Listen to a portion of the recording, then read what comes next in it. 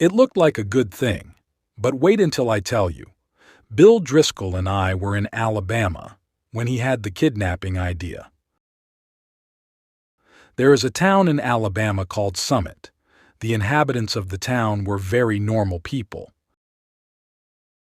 Bill and I had about $600. We needed $2,000 more for our scheme in Illinois. We discussed everything in front of our hotel. Summit is the best place for kidnapping, I said. Parents love their children in small towns. And Summit doesn't have an important newspaper with curious reporters, said Bill. You're right. Summit probably has only one lazy sheriff. It looks like the perfect place for kidnapping, I said. We chose our victim carefully. He was the only child of an important man named Ebenezer Dorset. Mr. Dorset was respectable and stingy. The kid was a boy of 10 with red hair. I'm sure Ebenezer Dorset will pay the ransom of $2,000 for his little boy, I said to Bill. But wait until I tell you. About 2 miles from Summit, there was a little mountain and a forest. We found a cave here. It was the perfect hiding place for us. We bought food and drink and put it in the cave. One evening we passed by the Dorset's house with a horse and buggy. The kid was in the street. He was throwing stones at a little cat. "Hey, little boy," cried Bill. The boy threw a stone at Bill's eye. "This will cost Mr. Dorset $500 more," said Bill angrily. The boy fought like a bear, but at last we put him in the buggy. We drove away quickly and took him to the cave. That evening I took the horse and buggy back to the village, and then I returned to the cave. When I arrived, there was a campfire at the entrance of the cave. Bill had some scratches on his face. The boy had 2 big feathers in his red hair and said, "Ha! This is the camp of Red Chief, the great Indian warrior." "He's all right now," said Bill. He was examining some scratches on his legs. "We're playing Indians. I'm a hunter called Old Hank, and I'm Red Chief's prisoner. He's going to scalp me early tomorrow morning." The boy was having a lot of fun. He forgot he was our prisoner because he loved camping out in the cave. He looked at me and said, "Your name is now Snake Eye. You're a spy. When the Indians return, they will cook you on the fire." We had dinner, and the kid ate a lot and talked a lot. "I like this place. I never camped out before. I hate school. Are there any real Indians in the forest? I want some more food. What makes your nose so red, Hank? My father has lots of money. Are the stars hot? I don't like girls. Why are oranges round? Are there any beds in this cave? A parrot can talk, but a fish can't." The kid had a very loud voice and he scared Bill. "Red Chief," I said, "do you want to go home?" "Why?" he asked. "I don't have fun at home. I hate school. I like to camp out. Please don't take me home." "All right," I said. "We'll stay here in the cave for a while." "Oh, good," he said. "I never had so much fun in all my life." We went to bed at about 11 o'clock. Red Chief was between us. We couldn't sleep for 3 hours because he jumped up and down and screamed. He was still playing Red Chief. At last I fell asleep, but I had bad dreams. I woke up because Bill was screaming like a frightened woman. It was terrible to hear a big, strong, fat man scream in that way. I jumped up, and what did I see? Red Chief was sitting on Bill. He was pulling Bill's hair with one hand. In the other hand, he had a knife. He was trying to take Bill's scalp. I took the knife from the kid, but Bill was still terrified. He tried to sleep, but he couldn't. I slept a little, but then I remembered something. Red Chief wanted to cook me on the fire that morning. Sam, do you think the kid's father will pay money for the little devil? Sure, I said. Parents love noisy little devils. Now you cook breakfast, and I'll come back in a few minutes. I walked to the top of the little mountain and looked down. The town of Summit was quiet. No one was looking for the kid or the kidnappers. I expected to see the men of the village running, about with pitchforks, but everything was silent. I only saw one man working quietly, in the country with his horse. The parents don't know about the kidnapping yet, I thought. When I returned to the cave, Bill was furious and his face was red. The boy wanted to throw a big rock at Bill. He put a hot potato down my back, said Bill, and I hit him. Be careful, said the kid to Bill. No one ever hit Red Chief before. After breakfast, the kid took a slingshot out of his pocket and went outside the cave. Do you think he'll run away, Sam? Asked Bill. No, he won't. Today we have to send a message to his father. We must ask him for the ransom money. Just then we heard a loud cry. Red Chief was playing with the slingshot. Suddenly a rock hit Bill behind his left ear. He fell in the fire across a pot of hot water. I pulled him up and poured cold water on his head for half an hour. When Bill could finally speak, he said, "Don't go away and leave me alone with the kid, please." I went outside the cave and said angrily, "If you don't behave, I'll take you home. Now, are you going to be good?" "I was only playing," he said sadly. "I didn't want to hurt old Hank." "But why did he hit me?" "I'll behave, Snake Eye, but please don't send me home." "Can I play Black Scout today?" "I don't know the game," I said. "You and Bill can decide. I'm going away for a while. Now come in and apologize to Bill." We went into the cave and the kid apologized. Then I spoke to Bill.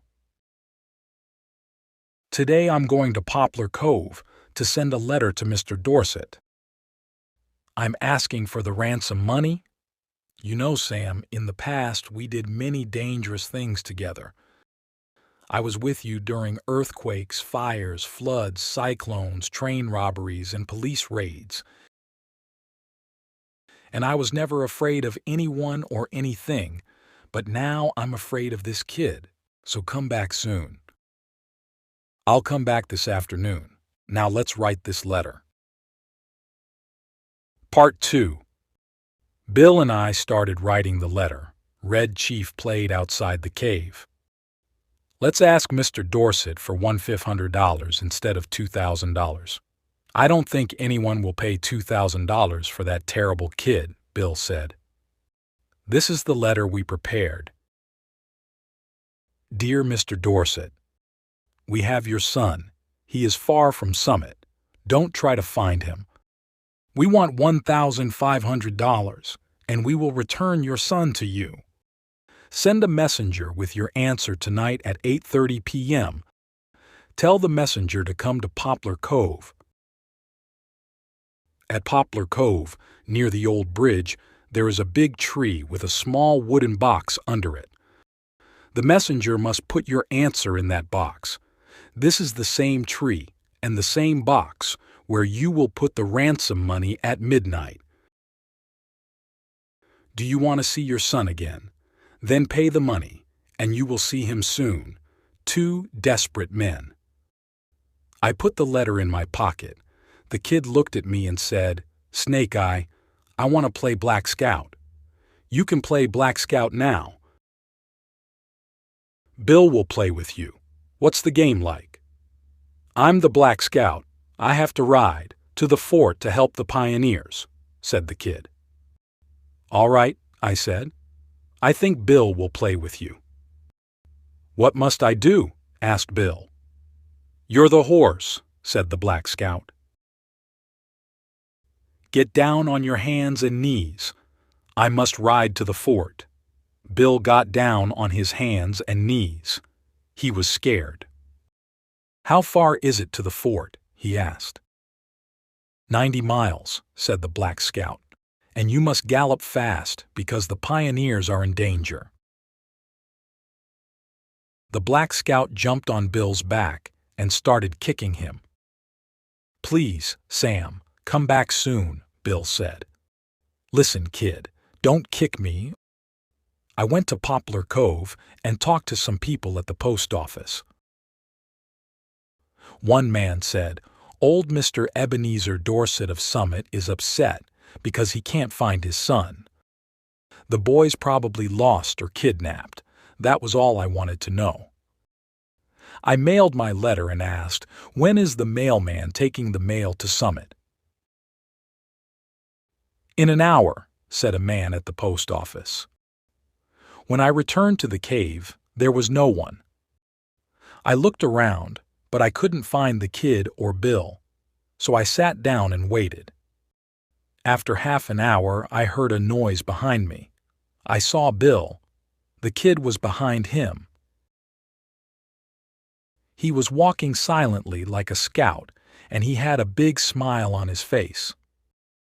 Bill stopped and took off his hat. He was very tired. Sam, said Bill, I'm not a coward, but that kid is impossible. I sent him home. He's gone. He rode on me for 90 miles. I had to eat sand for lunch. He asked me hundreds of questions and I had to answer them. Then he kicked my legs but now he's gone. I'm sorry to lose the ransom, Sam, but that kid was horrible. I was going crazy.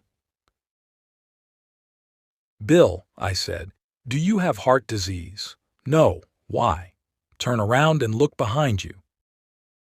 Bill turned around and saw the kid. Poor Bill, he was very surprised. He suddenly sat down on the grass and he couldn't speak. After some time, I said, this evening at 8:30 p.m., we'll have an answer from Dorset. And at midnight we'll have the money. Then we can leave this place. Bill finally smiled weakly. I had a great plan for collecting the ransom money that evening. It was a professional plan. I found a tree at Poplar Cove near the road with big fields on all sides. I went to hide in the big tree and I waited for the messenger. He arrived at 8:30 p.m. on a bicycle. He put a piece of paper in the box and returned to Summit. I waited an hour, climbed down the tree, got the letter and returned to the cave. I read the letter to Bill. Two desperate men. Gentlemen, I received your letter today. I think the ransom you want is too big. I have an offer that you will probably accept. You bring Johnny home and pay me $250, and you will never see Johnny again, I promise. Please come tonight. Very respectfully, Ebenezer Dorset. What? I can't believe it, I cried. Bill looked at me and said, Sam, we've got $250. I don't want to spend another night with that kid. I'm going crazy. Let's accept Dorset's offer. You know, Bill, you're right. I'm really tired of the kid, too. We'll take him home, pay the ransom, and leave this place. We decided to take the kid home that night.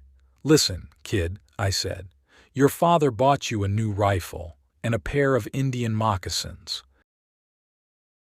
Tonight we're going home to get the rifle and the moccasins. Tomorrow we're going to hunt bears in the forest. It was midnight when we arrived at Ebenezer's house. Bill gave him the $250. When the kid saw that we wanted to leave him at home, he was furious. He started screaming loudly and took Bill's leg. His father pulled him away with great difficulty. "How long can you hold him?" asked Bill. "I'm not very strong, but I can probably hold him for 10 minutes, said Mr. Dorset. "Good," said Bill. "In 10 minutes I'll run across most of the United States and reach Canada." Bill was fat, and he was not a good runner, but that night no one ran faster than Bill.